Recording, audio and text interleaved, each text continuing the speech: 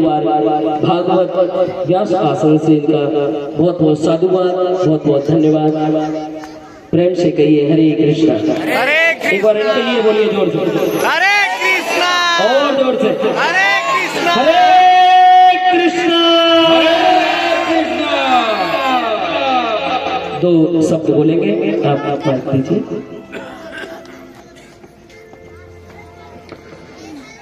मैं बहुत बहुत वेद व्यास पीठ पे बैठे संत श्री को बहुत प्रणाम करने आया हूँ।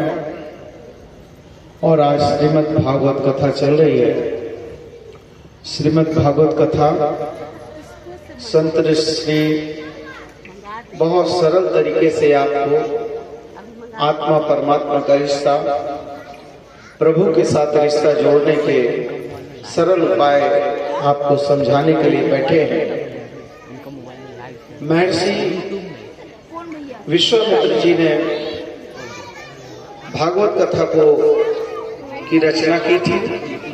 और उस समय रचना की जब महर्षि बहुत ही दुखी होकर सरस्वती नदी के किनारे बैठे थे। और उसी बीच में नारद मुनि आए और कहा कि महर्षि, क्या बात है कि इस वीराने में बैठे हैं, क्या ऐसी मन में पीड़ा और वेदना है? महर्षि विश्वामित्र जी ने कहा कि मैंने बहुत सारे धर्म ग्रंथ लिखे हैं, लेकिन अभी तक मुझे आत्मसंतोष नहीं हुआ है।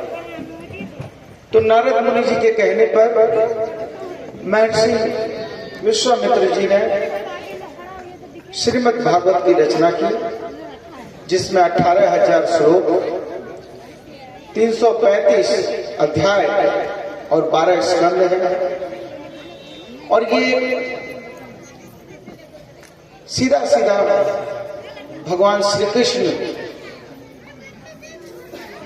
के हर उस प्रसंग को आपके साथ जोड़ता है। और जब हम कोई संत श्री को बुलाते हैं तो संत श्री जब आते हैं तो धर्म का बड़ा सरल सहज रूप आपको समझाते हैं। वैसे ही इसमें महाभारत की भी कथा है, राजा परीक्षित की भी कथाएं हैं। और जब हमारे घर में कोई अनिष्ट हो जाता है तो हम सारे जो सनातन धर्म मानने वाले लोग हैं, हम लोग गरुड़ पुराण की कथा करवाते हैं। हम लोगों का यह मानना होता है कि 11 दिन तक आत्मा घर में प्रवेश आत्मा का रहता है। और उससे मुक्ति के लिए हम गरुड़ पुराण का पाठ करते हैं। गरुड़ पुराण क्या है? आत्मा, परमात्मा, ज्ञान, विज्ञान, सारी चीजों का एक समावेश है। वैसे ही श्रीमद् भागवत कथा, जब हम अपने पूर्वजों को पिंड दान करने के लिए जाते हैं तो उसके पहले हम भागवत की कथा कराते हैं। क्या संश्री मैं ठीक कह रहा हूं? तो भागवत की कथा कराते हैं।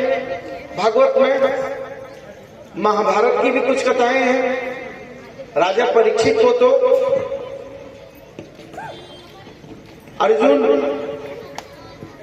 राजा अर्जुन का परपौत्र माना जाता है।